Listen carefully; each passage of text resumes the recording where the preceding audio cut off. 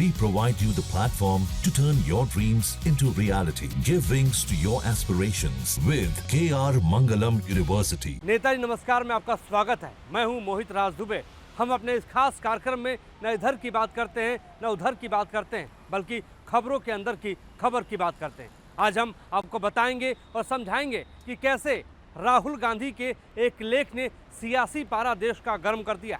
दरअसल राहुल गांधी ने एक लेख लिखा है महाराष्ट्र विधानसभा चुनाव को लेकर, महाराष्ट्र विधानसभा चुनाव के नतीजों को लेकर। उसके बाद से सीधे तौर पर देश का सियासी मिजाज बदलने इस रूप में लगा है कि राहुल गांधी ने चुनाव आयोग को कटघरे में खड़ा कर दिया और बताया कि हेरा फेरी महाराष्ट्र विधानसभा चुनाव के भीतर हुई है, धांधली हुई है। और राहुल गांधी ने अपने लेख में सीधे तौर पर शीर्षक दिया है मैच फिक्सिंग महाराष्ट्र। राहुल गांधी ने नाम दिया है कि चुनाव कैसे चुराया जाता है, कैसे चुराया जाए।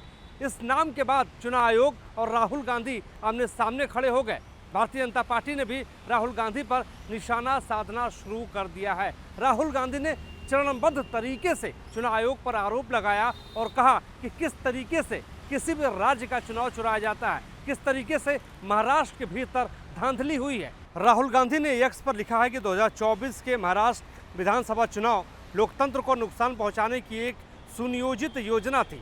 उन्होंने ट्वीट में आगे ये भी दावा किया कि भारतीय जनता पार्टी की नज़र अब बिहार विधानसभा चुनाव पर है, जो इस साल के अंत में होने वाले हैं।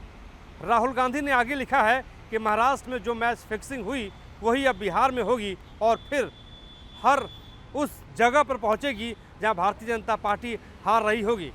राहुल गांधी ने अपने आर्टिकल के कैप्शन में लिखा, चुनाव कैसे चुराया जाता है। 2024 के महाराष्ट्र विधानसभा चुनाव लोकतंत्र को नुकसान पहुंचाने की एक सुनियोजित योजना थी, ये शीर्षक तौर पर उन्होंने लिखा और आगे स्टेप बाय स्टेप समझाया। पहले स्टेप में राहुल गांधी ने कहा कि चुनाव आयोग की नियुक्ति करने वाले पैनल में गड़बड़ी करना। दूसरे स्टेप में बताया कि मतदाता सूची में फर्जी नाम जोड़ना।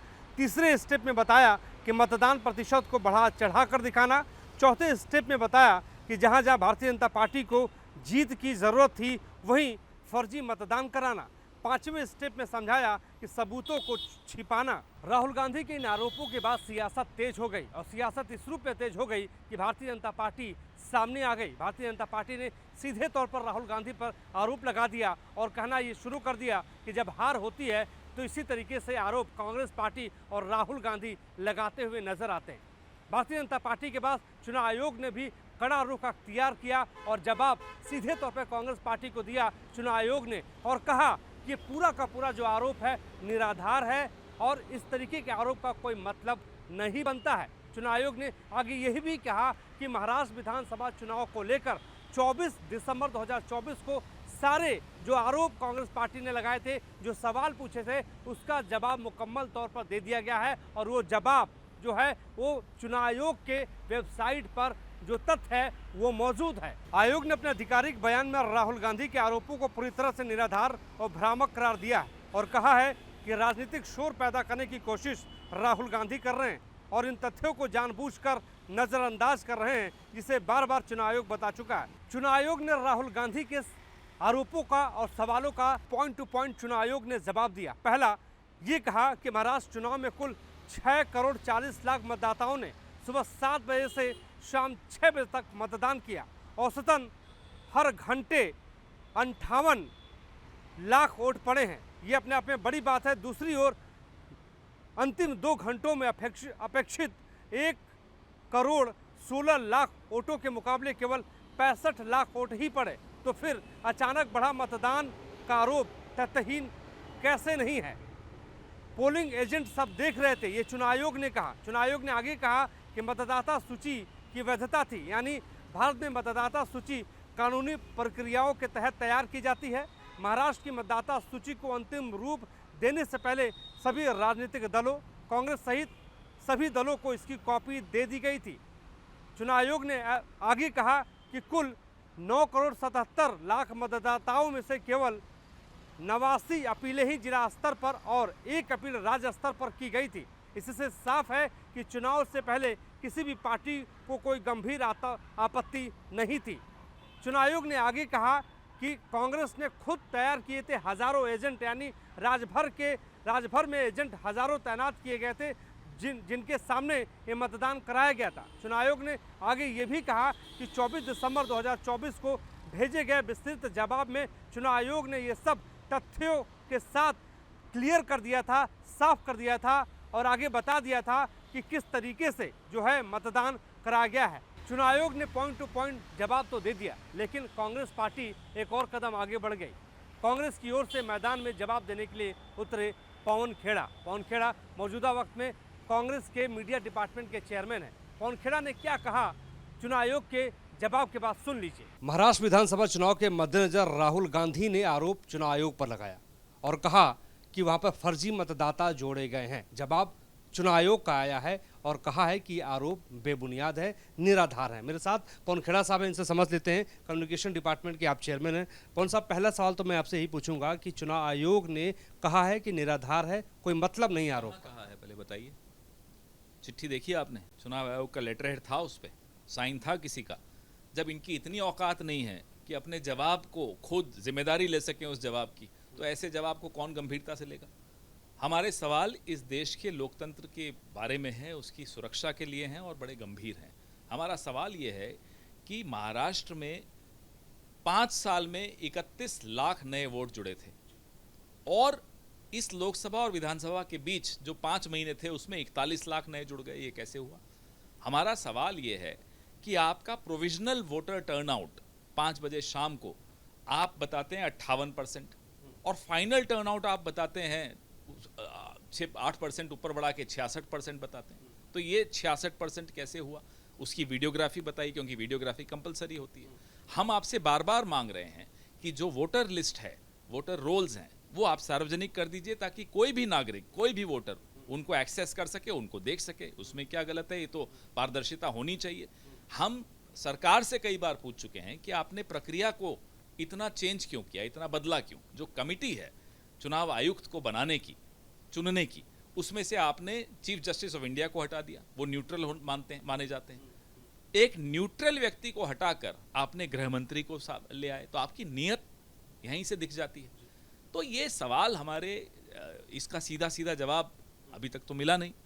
उल्टा घूम घूम के जलेबी की तरह ये लोग कोई जवाब देते हैं, उसमें भी साइन नहीं करते और आप लोग उसको जवाब मान लेते हैं। कल से हम भी सोर्स बेस्ड आपको कई चीज़ें दे देंगे, चलाइए सारी चीज़ें। लेकिन कौन साहब, एक और सवाल है। चुनाव आयोग ने ये कहा है कि 24 दिसंबर 2024 को जो भी आपकी शिकवे शिकायत थे, जो आपको डिटेल्स जानने थे महाराष्ट्र विधानसभा चुनाव को लेकर, वो दे दिए गए थे, वेबसाइट पर उपलब्ध है और जानबूझकर राजनीतिक शोर पैदा करने की कोशिश है। क्या वो वीडियो वेबसाइट पे है? 5 बजे के बाद जो वोट पड़े उसका वीडियोग्राफी है क्या वेबसाइट पर? हमारे इस सवाल का जवाब है कि वो 12,000 बूथ, 85 असेंबली कॉन्स्टिट्यूएंसीज महाराष्ट्र की, उनके 12,000 बूथ जहां बीजेपी लोकसभा हारी थी, उसमें ये जो नए वोट अचानक आकर जुड़े, फर्जी वोट या जो भी आप इनको कहना चाहते हैं, वो डिटेल्स दिए क्या इन्होंने हमें? वो जो मैंने आपको बोला 5 साल में 31 लाख और 5 महीने में 41 लाख, ये क्या जानकारी है? क्या वेबसाइट पे इन्होंने पूरी वोटर लिस्ट सार्वजनिक कर दी जो हमारी मांग है शुरू से? तो कौन सी चीज सार्वजनिक की, जरा बताएं ना। ये हमें धमकाने की कोशिश कर रहे हैं। चुनाव आयोग की इतनी हिम्मत कि एक राजनीतिक दल को धमकाएगा? अभी जवाब दीजिए ना, धमका कैसे रहे? आप हैं कौन धमकाने वाले? आप टैक्स पेयर के पैसे की तनख्वाह पे जीते हैं। इतनी हिम्मत नहीं होनी चाहिए चुनाव आयोग की कि किसी को धमका दे। जवाब देना आपकी जिम्मेदारी है। एक आखिरी सवाल पूछूंगा। बिहार विधानसभा चुनाव बेहद समीप है, आप लोगों को डर है बिहार में भी कुछ ऐसा ना हो जाए, तो बिहार को लेके क्या तैयारी है? हम तो पूरी तैयारी कर रहे हैं। हम चुनाव आयोग से कह रहे हैं कि सार्वजनिक तौर पे बताइए आपकी क्या तैयारी है, आप कैसे इस चोरी से बचेंगे। जिस तरह से चुनाव चुराए जा रहे हैं इस देश में, उससे चुनाव आयोग कैसे बचेगा, यही तो सवाल पूछ रहे हैं। और चुनाव आयोग आकर खड़ा हो जाता है भारतीय जनता पार्टी के नेताओं के साथ और हमसे, और ये झूठ और बोला जा रहा है। चुनाव आयोग ने आप ही में से कुछ लोगों को कहा कि हम उसको चुनौती क्यों नहीं दे रहे चुनाव के नतीजों को। तो ये सरेआम झूठ बोलते हुए पकड़े गए। बिल्कुल आपने बात सही कही है, लेकिन चुनाव आयोग का ये भी कहना है कि अगर मतदाता सूची में गड़बड़ी होती है, अगर मतदाता फर्जी होते हैं, बनाए जाते हैं, तो उस वक्त आप मजिस्ट्रेट में भी, जिला मजिस्ट्रेट के समीप जाके आप अपील कर सकते हैं। वो सारी प्रक्रियाएं हम करते हैं, लेकिन ये किस तरीके से चोरी से काम कर रहे हैं वो सबके सामने है। अगर इनके पास छिपाने के लिए कुछ नहीं है तो क्यों नहीं मतदाता सूची को सार्वजनिक पटल पर रख देते हैं ताकि कोई भी नागरिक उसको देख सके। क्या ये मांग गलत है? हमने चुनाव के नतीजों को 100 हमारे कैंडिडेट्स महाराष्ट्र में जो महाविकास आघाड़ी के कैंडिडेट्स हैं वो महाराष्ट्र के हाई कोर्ट में गए हुए हैं उसको चुनौती देने के लिए। यानी कुल मिलाकर चुनाव आयोग, कांग्रेस पार्टी, भारतीय जनता पार्टी सब आमने सामने इस मुद्दे को लेकर दिखाई दे रहे हैं। यानी महाराष्ट्र विधानसभा चुनाव के नतीजे तो आ चुके हैं, लेकिन नतीजों पर लगातार कांग्रेस पार्टी सवाल उठाती रही है और कांग्रेस पार्टी का यह कहना है कि जिस तरीके से महाराष्ट्र में भारतीय जनता पार्टी ने जीत अर्जित की है वही उसी तरीके से वो बिहार में भी जीत अर्जित करना चाहती है। आज के लिए बस इतना ही। मेरे सहयोगी विकास कुमार राय के साथ मुझे इजाज़त। नमस्कार।